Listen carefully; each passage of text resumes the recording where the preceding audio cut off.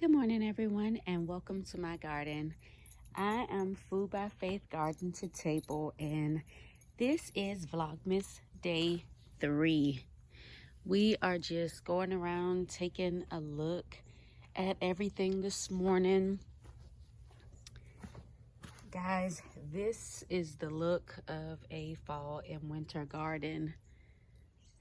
It is nothing like the spring, where you have all the beautiful flowers and the beautiful blooms.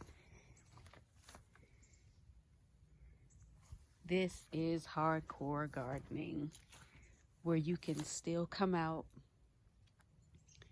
early in the mornings, where it's cold, it's damp. You can see that things aren't going the way that you would want for them to go, and some things are. And you continue to press on.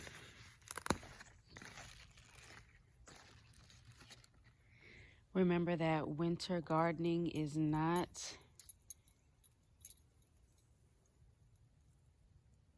a sprint, but it is a marathon, because things grow a lot slower than they would in the spring and in the summer. And some things may not germinate at all.